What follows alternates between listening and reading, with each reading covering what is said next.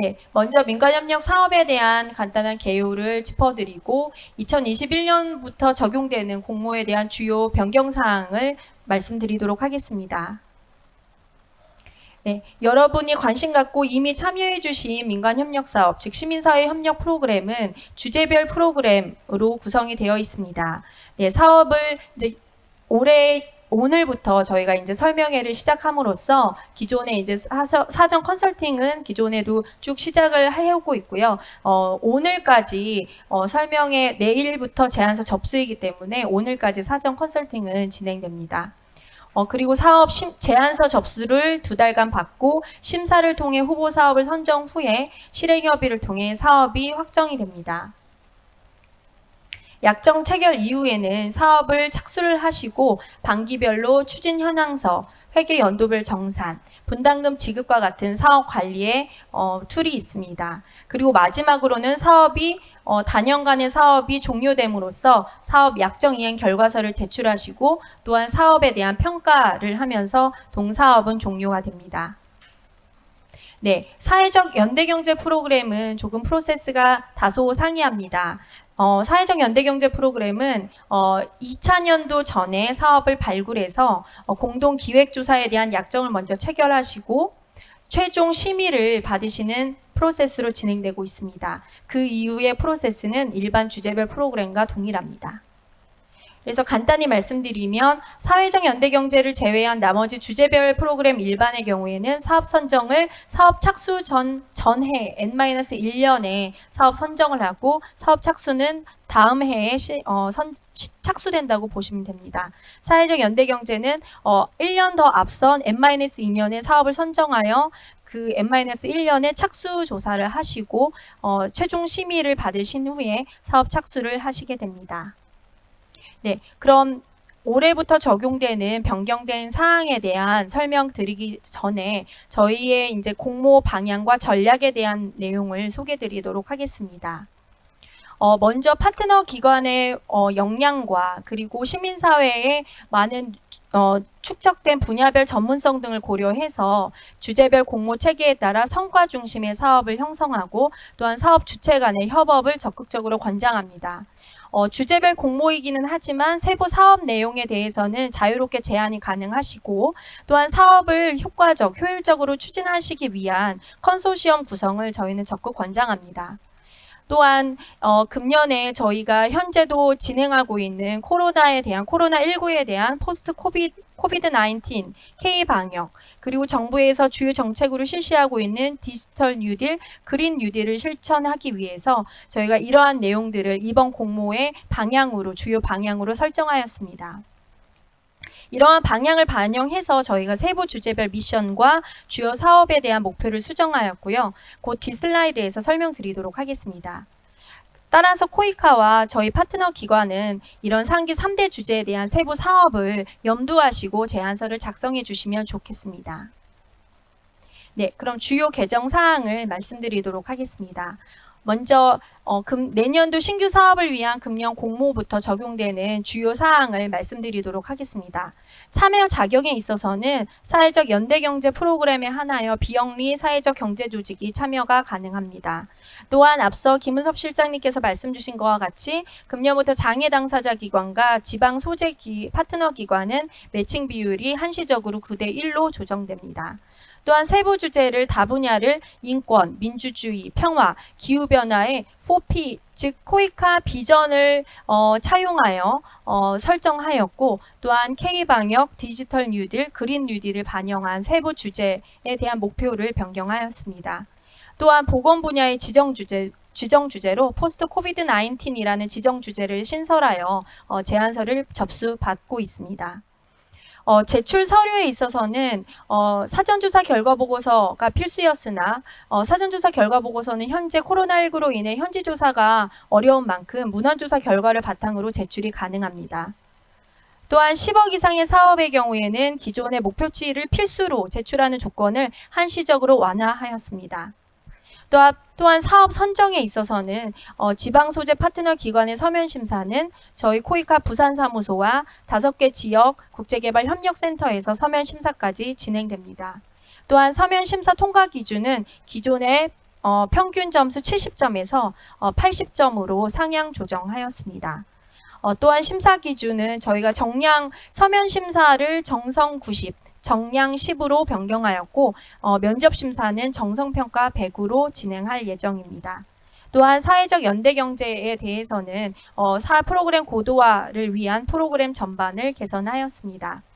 동 내용들은 저희가 23일에 공모 설명회 영상, 공모에 대한 설명 영상을 사전에 배포하였기 때문에 이미 다 잘 숙지하고 계시는 내용일 거라 생각됩니다. 네, 그리고 공모 주제에 대한 저희 세부 주제에 대한 간단한 변경사항 말씀드리도록 하겠습니다.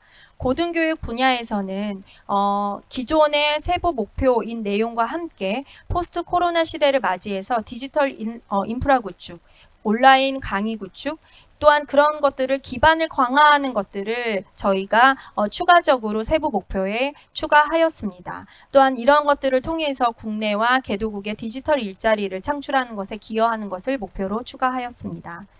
또한 농림수산에 있어서는 식량 안보에 대한 이슈와 또 농업 분야에 대한 개도국 그린 뉴딜을 실현하는 목표를 추가하였습니다. 또한 말씀드린 것과 같이 보건에서는 포스트 코비드 19에 대한 지정 주제를 제안서에 접수받고 있습니다.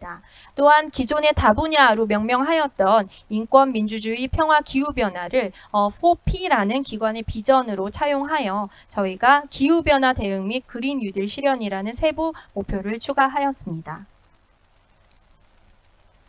네, 사회적 연대경제 프로그램에 대한 참가 자격을 변경하였는데요. 기존의 저희 시민사회협력 프로그램의 신청 자격은 국내 시민사회단체, 대학 및 연구기관 그리고 사회적 경제조직으로 명명되어 있습니다.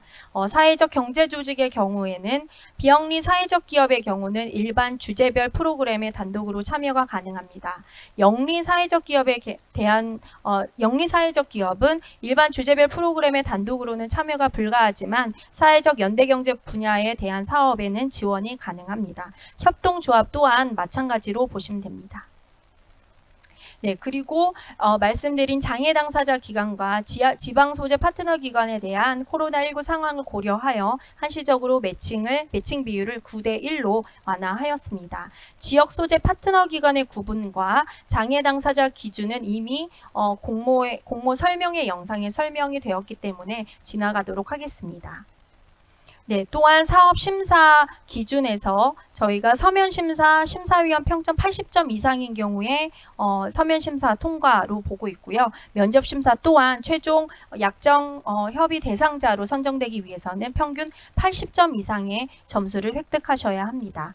심사 단계별 결정 사항은 제한 기관에 개별적으로 문서로 통보할 예정입니다. 네, 서면 심사에 대한 말씀드리도록 하겠습니다. 서면 심사는 기존의 정성평가 100점인 것을 저희가 조금 더 파트너 기관에서 지혜롭게 활용하실 수 있도록 정량평가 10점을 서면 심사 시 부여하도록 변경하였습니다. 서면 심사 정량평가 항목은 다음과 같습니다. 파트너 기관의 재원 분담 비율을 최소 2% 이상 5% 미만 초과하는 분담하는 경우에는 2점, 최고 점수를 받으시기 위해서는 20% 이상 초과 분담하는 경우에 6점을 받아가실 수 있습니다. 또한 저희가 그 개발협력 인재 양성이라는 파트너 기관과 공동으로 달성하고자 하는 목표, 그리고 저희 시민사회의 또 인재 양성, 생태계 육성이라는 취지에서 청년 일자리 창출에 대한 점수를 처음으로 신설하였습니다. 그래서 만 34세 이하 청년을 2인 이상 고용하는 경우는 4점, 1인 이상 고용하는 경우는 2점이 되겠습니다. 그리고 감점의 경우는 기존 항목과 동일합니다. 네, 그리고 공모 제한 시 유의사항 말씀드리도록 하겠습니다. 사업 책임자와 핵심 투입 인력에 대한 변경을 불가하도록 이번에는 조금 더 정확히 명시하였습니다. 그래서 공모 제안서 내에 사업 투입 인력별 직무 내역을 구체적으로 작성하여 주시고, 또한 제안서상 사업 책임자와 핵심 투입 인력은 면접 심사에는 필수적으로 참여하도록 해야 되며, 또한 사업 선정 이후에 인력 변경은 불가능한 것으로 저희가 정확하게 명시하였습니다. 또한 면접 심사의 발표는 사업 책임자가 가능하도록 하였습니다. 네. 상기 뒤의 내용은 이제 저희가 이미 안내드린 내용과 동일하고요. 저희가 제안서 제출 방법은 아시는 바와 같이 코이카 파트너 협업 시스템 코피스를 이용하여 제출해 주시기 부탁드리고요. 8월 31일 마지막 제안서 접수일에는 시스템이 과부하가 돼서 다운이 되는 경우들이 종종 발생해서 사전에 미리미리 체크하시고 제안서를 접수해 주시기 바랍니다. 네, 공모 절차에 대한 일반적인 사항은 NGO 메일과 저희 민간협력 지원센터를 통해 질의해 주시기 바랍니다. 네, 향후 일정은 7월 말까지 제안서를 제출받고 서면 심사, 면접 심사, 심사를 2달간 진행할 예정이고요. 10월 중순 11월 초에는 최종 약정 협상 대상자가 선정되어 실행협의가 시작됩니다. 그리고 내년 상반기까지는 저희가 약정 체결과 사업 착수를 할 예정입니다. 네, 이상으로 이번 2021년 시민사회 협력 프로그램에 대한 공모 주요 개정 사항에 대한 설명을 드렸습니다. 네, 지금부터는 저희가 사전 일주일 동안 접수받은 사전 질의에 대한 답변을 드리는 시간을 갖도록 하겠습니다. 먼저 저희 같이 자리해 주신 저희 시민사회협력실 직원분들 소개해 드리겠습니다. 시민사회협력 프로그램 시민사회협력실의 김경렬 과장님, 그리고 허은 대리님, 그리고 김진경 과장님 함께 해 주셨습니다.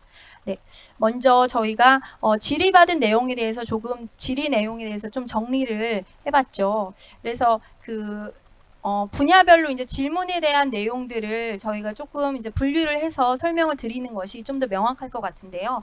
먼저 그 제안에 대한 내용에 대한 질문이 있었습니다. 그래서 그 사업 주제에 대한 그 코로나19 뭐 세부 주제 이번에 지정 주제로 가는 것이나 이것을 꼭 코로나19에 대한 포함 여부를 필수로 해야 되는지에 대한 질문을 주셨는데요. 네, 답변 해주시죠. 대응 사업은 코로나19로 인해 붕괴된 지역사회 안정화 및 회복과 감염병 대응력 강화, 그리고 한국의 K방역 경험을 활용하여 글로벌 연대를 강화하는 내용으로 사업을 제안하실 수 있습니다. 관련하여서 구체적인 사업의 목표는 앞서 말씀드린 공모 안내서를 통해서 보다 구체적으로 확인하실 수 있습니다. 그리고 보건 분야 일반 사업과 코비드 대응 사업의 선정 비율의 우선순위는 정해진 바는 없고요.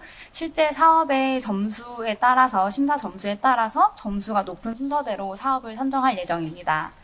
그리고 이와 더불어서 코로나19 대응 지정주제에 해당하는 사업이 아니라고 하더라도 현재로서는 코로나19 상황에서 사업을 추진하셔야 하기 때문에 사업 추진 과정에서 필요한 감염병 예방을 위한 활동이나 예산의 편성은 필요할 것으로 생각이 됩니다.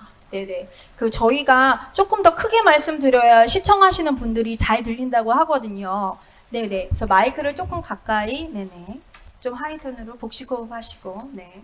자, 그러면은 다음 질문입니다. 그래서 대리님 혹시 우리 제안 요건에서 이제 신규 파트너 기관에 대한 정의가 나와 있는데 이걸 다시 한번 짚어주시면 좋을 것 같아요. 네. 네, 시민사회협력실에서 지칭하는 신규 파트너 기관은 코이카 시민사회 협력 프로그램, IBS, CTS, IPS, 국제질병퇴치기금 민간협력 사업에 경험이 없는 기관을 지칭하고 있습니다. 만약에 해당 사업에 참여한 경험이 아예 없으신 경우에는 신규 파트너 기관으로 구분되고 최대 1개의 사업을 제안하실 수 있고요. 또한 연간 최대 1억의 코이카 분담금을 지원하실 수 있습니다. 네, 감사합니다. 네, 그 다음 질문은 이제 저희가 이번에 한시적 코로나19 상황을 고려해서 한시적으로 매칭되는 이 예외 적용하는 매칭 비율에 대해서 우리 김경렬 과장님께서 이 지방 소재 파트너 기관을 정의하는 기준을 조금 더 명확히 해주시고 또한 주된 사무소의 소재지 기준 그리고 이런 뭐 컨소시엄과 관련된 질문들이 좀 들어왔습니다. 그래서 그 내용 먼저 설명해 주시죠. 네, 우선 지방 소재 파트너 기관의 경우에는 이제 서울하고 경기 권역을 제외한 곳을 이제 지방 소재 파트너 기관으로 이해하시면 될 것 같고요.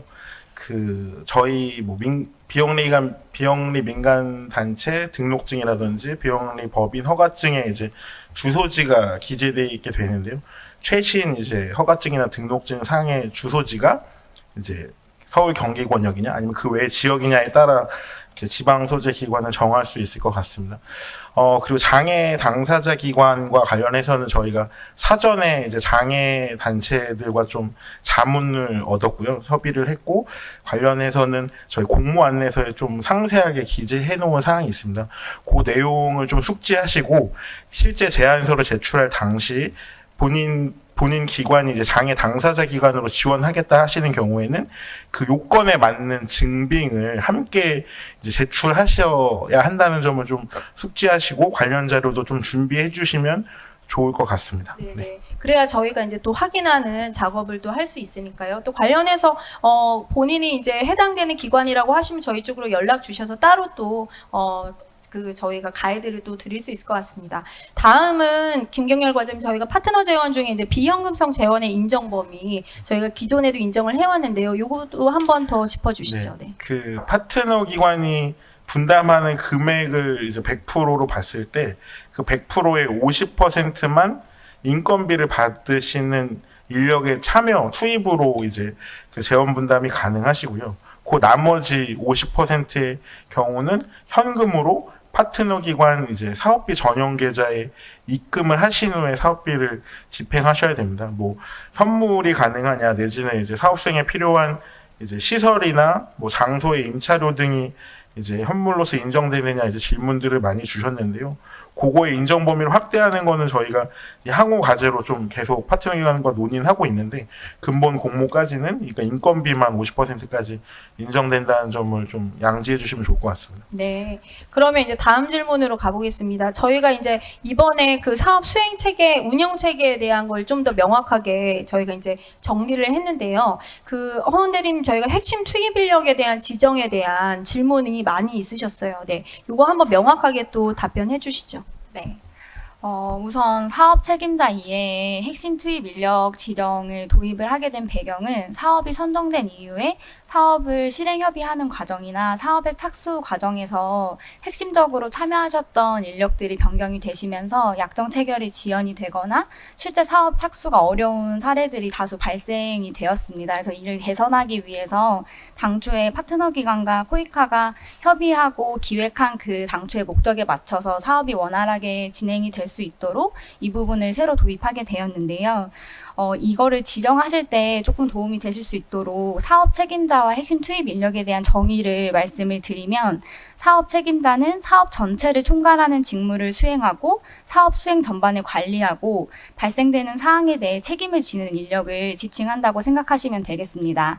그리고 핵심 투입 인력의 경우에는 사업 수행을 위해 필수적인 직무를 수행하는 자를 의미하고 사업 책임자의 부재 시에 대리 직무가 가능한 자를 의미한다고 생각하시면 되겠습니다. 그래서 해당 정의에 따라서 적절한 인력을 사업 책임자와 핵심 투입 인력으로 지정해 주시면 됩니다.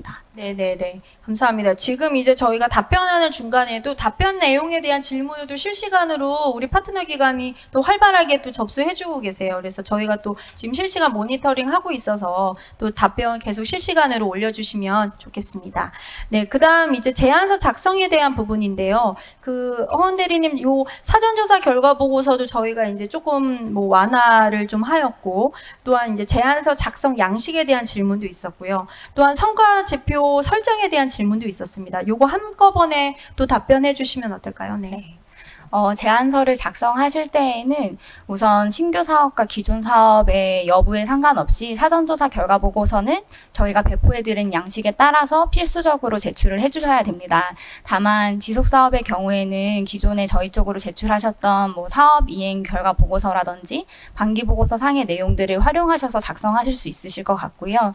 그리고 올해는 코로나 때문에 현지 조사를 다녀오시지 못한 기간이 많으실 거라서 이를 반영하여서 문헌조사하신 내용을 바탕으로 사전조사 결과 보고서를 작성을 하셔도 됩니다.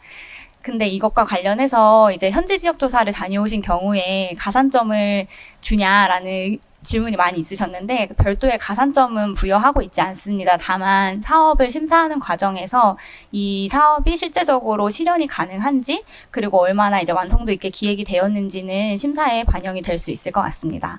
그리고 제안서 양식과 개요서 양식은 신규 배포된 양식으로 활용하셔서 제출해 주시기를 요청드립니다.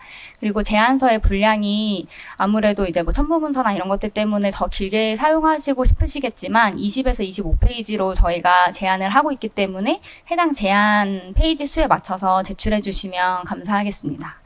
그리고 마지막으로 성과지표 설정 같은 경우에는 올해는 저희가 코로나 상황을 이제 고려하여서 10억 이상 사업뿐만 아니라 10억 미만 사업까지 모두 다 기초성과 목표치를 제출하시는 의무는 없습니다. 네, 의무적으로 제출하실 필요는 없고 현재까지 기관에서 가능한 최대한 조사하신 내용을 바탕으로 가능한 선에서 제안을 해주시면 될 것 같습니다. 네, 감사합니다.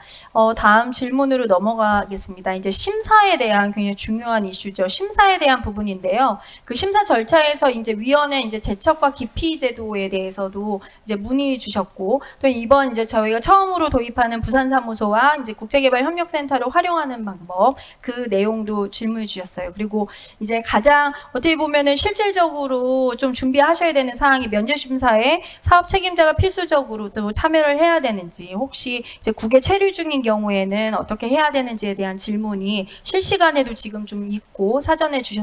네, 답변 주시죠, 대리님. 네. 우선 먼저 심사위원회 제청 및 기피 제도에 대해서 설명을 드리면 저희가 작년부터 내외부 심사위원 모두를 대상으로 심사위원 제청과 기피 제도를 운영을 하고 있습니다. 그래서 올해도 동일하게 진행이 될 예정이고요.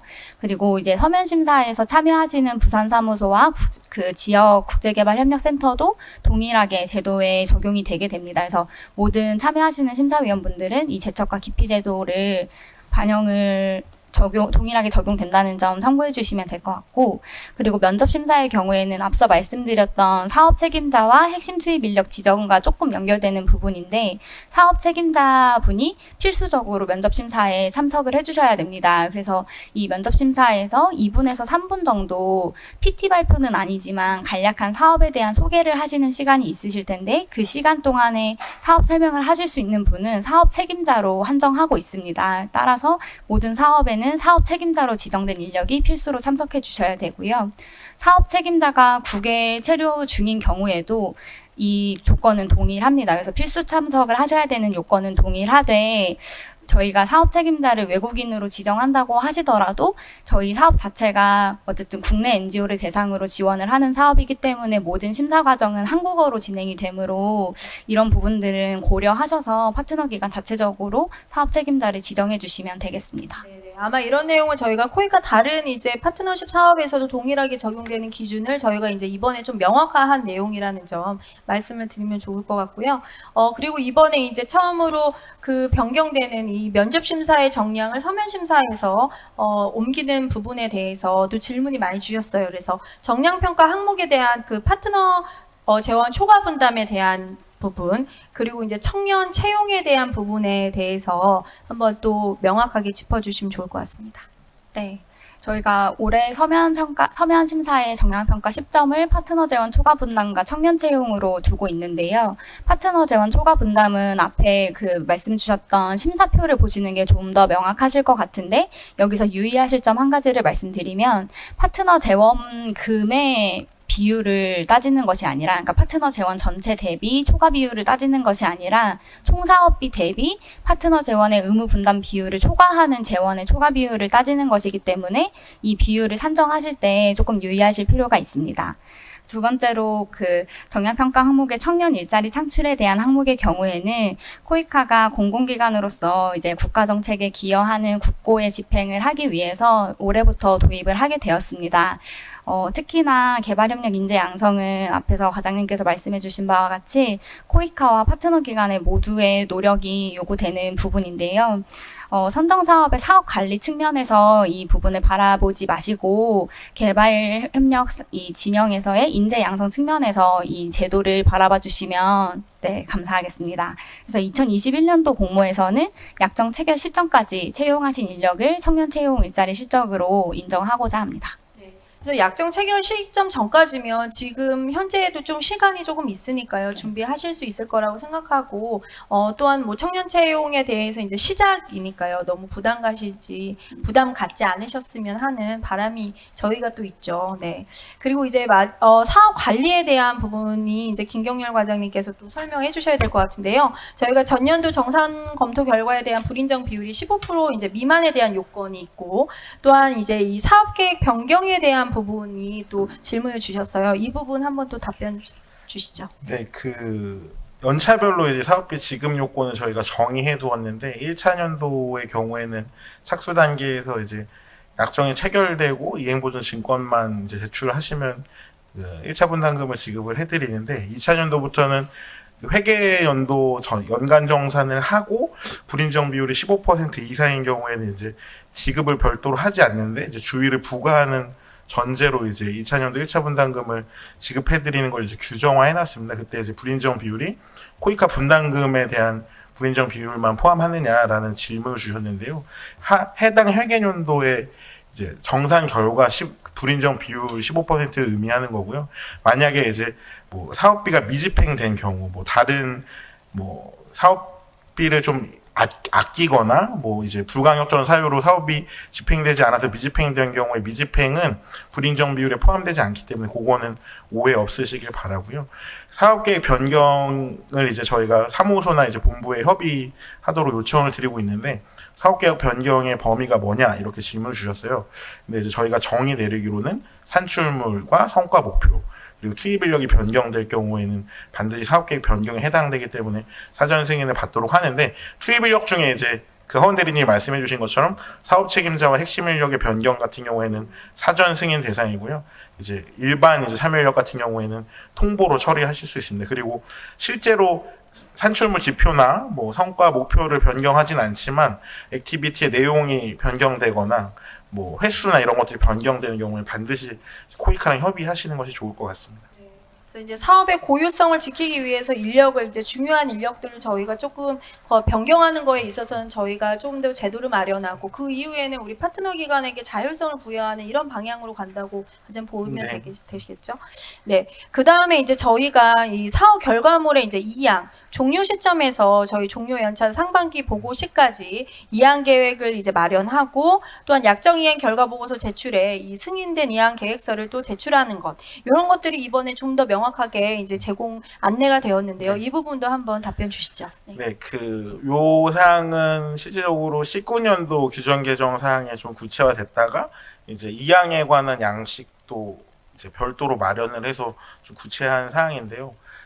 보통 3개년 사업을 기본 사업으로 봤을 때 3차 년도에 1차 반기, 그러니까 상반기 보고를 할 때 이제 사업 결과물의 이항 계획을 마련하셔서 사무소랑 이제 협의하시길 이제 권고 드리는데 사실상 지속 가능성과 관련된 이제 사업 출구 전략은 그 전에도 사무소나 본부랑 협의하셔도 되고 그런 것들을 권고 드립니다. 그러니까 가능한 이제 3차 년도 상반기까지 어쨌든 이항 결과를 어떻게 이항할 건지에 대한 계획이 수립이 되고 코이카에 이제 공식적으로 제출이 된 다음에 그것에 대해서 사무소의 승인을 득하신 이후 이항 절차를 이행하는 게 바람직하고요. 이항 절차를 마지막 반기 동안 이행하시고 약정 이행 결과 보고서 제출 시에 그 결과를 같이 보고하시면 될 것 같습니다. 그 이항 계획서와 이항 결과 보고서 양식은 저희가 사업 수행 기간에 별도로 안내를 드릴 예정이고요. 요거는 사실은 사업 제안에는 필요한 양식은 아니기 때문에 저희가 향후에 이제 코피스에 또 양식은 별도로 등록을 해놓긴 하겠습니다. 하지만 이제 제한 시점에 어떻게 현재 이항을 좀 용이하게 할 수 있는지에 대한 부분도 고려하셔서 제안을 해주십사 하는 내용으로 이제 안내를 드린 거라고 좀 답변 드릴 수 있을 것 같고요. 그리고 이제 종료 평가와 관련해서 이제 저희가 점수 부여가 되잖아요. 뭐 부분 성공, 미흡, 주의, 경고 또한 이런 것들이 이제 이항 계획과 또 그 결과에 대해서 평가 대상이 되는데요. 이런 점도 네. 김경렬 과장님께서 또 설명해 주시죠. 네. 네, 사실 종료평가 변경 사항도 작년에 반영이 된 사항이긴 한데 이제 어떻게 보면 표나 이제 좀 용어가 이제 명확하게 이제 바뀌어서 좀 혼란이 있으실 수도 있는 것 같습니다. 그러니까 종료평가 기준은 코이카 전체 프로젝트의 평가 기준하고 동일하게 가져가고 있고요.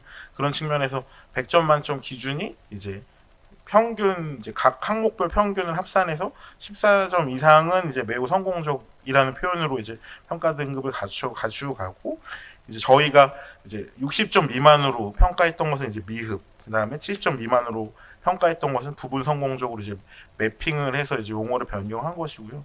그 평가 기준에 좀 100점 만점이 아니다 보니까 좀 파트너 기관에 좀 부담이 되는 것 아니냐라고 생각하실 수는 있는데, 산술적으로는 사실은 그 규정이 또 강화되거나 파트너 기관에 불이익하게 변경된 건은 아니다. 그렇게 이해해 주시면 좋을 것 같습니다. 그리고 앞서 말씀드렸다시피 종료평가 그 기준에도 그 지속 가능성이라는 부분을 평가하도록 하고 있는데, 이행 계획에 적절히 수립됐는지, 그게 이제 적절히 또 이양되었는지 여부들이 다 종료평가의 평가 대상으로 이제 그 평가가 진행된다는 점 이해해 주시면 좋을 것 같습니다. 네. 그래서 이제 시민사회 협력 프로그램 저희 기존에 이제 사업들이 워낙 이제 지금은 평가도 좋고 외부적으로 관심이 많다 보니까 이런 현지에 대한 이양, 뭐 사업 관리에 대한 부분이 굉장히 저희가 외부로부터 많이 요구되는 상황이라서 또 이런 점들을 저희가 보완했다고 봐주시면 되겠습니다. 네, 그리고 그 예산 편성과 관련해서 김경일 과장님, 저희가 좀 전에 비현금성 재원 그 설명드렸는데 요 그 매칭이 50% 미만만 비현금성으로 가능한 건 요거 네. 다시 한번 또 짚어드리죠. 네, 그 파트너 기관에서 이제 그 장애 당사 단체나 지방 소재 기관이 아닌 경우는 8대1을 매칭을 하셔야 되는데, 그 이 부분을 매칭할 때 그 이 부분의 50%는 참여 인력의 인건비로 이제 재원 분담이 가능하시다. 그 나머지 50%에 대해서는 반드시 현금으로 매칭하셔야 되고, 그 사업비 전용 계좌에 이체해서 집행 이제 내역들이 다 산출이 되어야 된다는 점들은 좀 유의하시는 게 좋을 것 같습니다. 네네.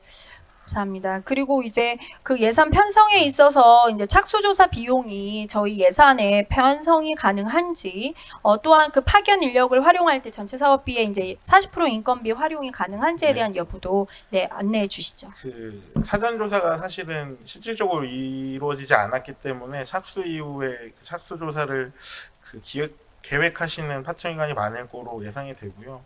그 1차년도 예산에 착수 조사 비용을 편성하시는 건 전혀 이제 문제될 것은 없고 무방합니다. 그리고 그 파견 시점이 사실은 예측되지 않기 때문에 그 파견 인력을 세팅해 놓고 실제로 40%까지 인건비를 편성하는 게 가능하냐, 이제 좀 불안감의 질문 주신 것 같은데, 어쨌든 가정 자체는 파견이 된다고 생각하시고 파견 일정도 이제 착수 2개월 내에 이제 파견되는 일정으로 세팅하시고 인건비도 40% 채워서 이제 편성하실 수 있고요. 만약에 실행 협의 단계에도 이제 코로나19 사태가 장기화되면 그때 이제 실제로 예산 변경이나 전용은 할 수 있는 걸로 그렇게 이해해 주시면 좋을 것 같습니다. 네네. 빨리 코로나19가 종식이 돼서 이런 좀 불확실성에서 좀 벗어날 수 있었으면 저희도 좋겠습니다. 그 다음에 이제 예산 편성에서 이제 외부 위탁 용역 경비에 대한 편성 부분, 이제 코이카 단가를 활용해서 또는 다 활용 항목이 부재한 경우에 이제 실행 협의 시에 어떻게 이제 반영이 될 수 있는지에 대한 부분 또 설명해 주시죠. 그 뭐 기초선 조사나 종료선 조사를 위탁 용역 하시는 경우들이 좀 있더라고요. 뭐 연구기관에 이게 위탁 용역하는 경우도 있고, 뭐 다른 물품 같은 것도 이제 위탁 용역으로 구매하시는 경우들이 있는데, 저희가 가지고 있는 기준 단가를 활용을 하시는 걸 좀 권고를 해드리고요. 만약에 저희가 가지고 있는 기준보다 낮은 기준이 자체 기준이 있으시면 낮은 기준을 쓰시는 거는 전혀 무방합니다. 근데 저희 안내서에서 정하고 있는 기준이 아닌 다른 기준을 써야 되는 경우에는 사전에 저희랑 협의하시는 게 좋고, 제안서 제출 당시에서는 그 기준을 활용해서 편성하시는 거는 무방한데 실행 협의 때는 좀 조정이 있을 수는 있다. 그렇게 이해해 주시면 좋을 것 같습니다. 네네. 네, 현재까지 이제 그 저희가 51건의 또 사전 지금 실시간 질문이 접수가 되고 있습니다. 그래서 많은 분들께서 또 관심 가져주고 계시다는 거 또 안내 드립니다. 이번에는 이제 사회적 연대 경제 프로그램으로 좀 질문을 옮겨서요. 김진경 과장님, 저희가 이번에 이제 참여 대상 요건을 조금 더 정비를 했고, 그거에 대한 이제 질문들이 좀 있으셨어요. 그래서 그거에 대한 정리가 한번 필요할 것 같습니다. 앞에서 이제 김혜원 과장님도 정리해 주셨는데, 근본에는 국내 시민사회 단체, 그러니까 국내 대학과 연구기관을 포함한 국내 시민사 아, 네네. 들리세요? 네, 국내 대학 및 연구기관을 포함한 국내 시민사회 단체와 국내 사회적 경제 조직의 공동 참여를 필수 조건으로 하고 있습니다. 또한 이때 반드시 한 개 기관은 민관협력 사업 참여 경험 이제 3회 이상인 기관의 한 개 이상 참여가 필수로 되어 있어서 이제 기존의 1기, 2기에 대비 조금 자격 요건은 다소 강화된 것으로 많이 인식이 되실 거예요. 그래서 그 부분은 그런 부분이 없지 않아 있고 그 부분에 대해서는 저희도 이제 계속적으로 모니터링하면서 이제 지속 개선해 나갈 네. 예정입니다. 네네. 그러면, 네. 그와 관련해서 네네네. 질문이 1단계 사업에서도 이 요건이 동일하냐라는 질문이 있었는데요. 네, 1단계도 동일하고 저희가 이제 1단계부터 진행되는 이유는 물론 1단계 사업이 모두 다 2단계, 3단계로 자동 연결되는 것은 아니나 어쨌든 그 1단계를 통해서 실행 계획이 도출되면 2단계 면접 심사에 자동 그 대상이 되기 때문에 저희가 이제 희망하기로는 지속적으로 지원할 수 있는 사업이 되기를 원하기 때문에 1단계부터도 이 자격 요건은 모두 해당이 됩니다. 네. 그래서 이제 사회적 연대 경제는 저희가 이번에 변경되는 부분, 개선되는 부분이 많기 때문에 저희가 따로 이제 저희가 그 설명하는 자료 영상을 23일에 이제 올렸기 때문에 그 영상을 또 참고를 다시 한번 해보시고 또 질문 주시면 저희가 답변 드리는 것으로 네, 하겠습니다. 네, 그러면은 이제 지금 저희가 일주일 동안 접수한 질의에 대한 답변을 이제 모두 드렸고요. 지금 참석해 주시는 저희 접속해 계시는 파트너 기관께서 실시간 질문을 좀 더 드리는 의미에서 이제 저희가 코이카 공공 데이터 활용과 그리고 청렴 교육을 또 잠시 실시하고 지나가려고 합니다. 네. 사실 이 코이카 공공 데이터 포털은 지금 현재 파트너 기관에서 제안서를 준비하실 때 굉장히 유용하게 활용하실 수 있는 내용이기 때문에 저희가 이제 긴급하게 준비했고요. 저희 코이카 시민사회협력실 신민철 대리가 내용 전달하도록 하겠습니다. 네, 안녕하세요. 다시 인사드립니다. 그 데이터 포털에서 코이카 공공 데이터 활용하기. 지금 슬라이드 화면 보이시는 거죠? 같이 한번 좀 보겠습니다. 짧게 보고 넘어갈게요. 그 공공 데이터가 일단 무엇인가요? 죄송합니다. 같이 넘겨드릴게요. 네, 잘 보이시죠? 공공 데이터가 무엇인가요? 공공 데이터란 공공기관에서 만들어내는 모든 자료. 코이카에도 사실은 어마어마한 자료들이 많이 산재되어 있습니다. 그것들을 활용하실 수 있고요. 그것을 그러한 데이터들을 공공 데이터로 표현을 하고 있고, 코이카도 아까 말씀드렸던 것처럼 2014년부터 시스템을 구축한 다음에 지금 계속 공개해 드리고 있습니다. 아시는 분들은 사실은 잘 활용하고 계시고요. 그럼 어디서 찾느냐? 네. 여기 보시면은 지금 링크가 잘 안 보이실 텐데 여기 data.go.kr이라는 여기 사이트로 들어가시면요. 이 화면을 보이실 거예요.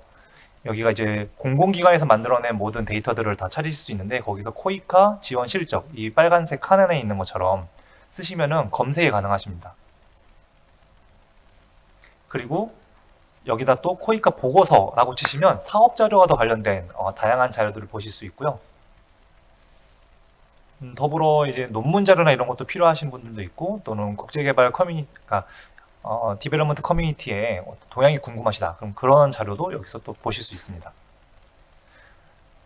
그래서 요점은 이 data.go.kr에서 다양한 공공 데이터들을 받으실 수 있다는 걸 좀 안내드리고 싶었고요. 이 자료들이 좀 유용하게 좀 쓰였으면 좋겠습니다.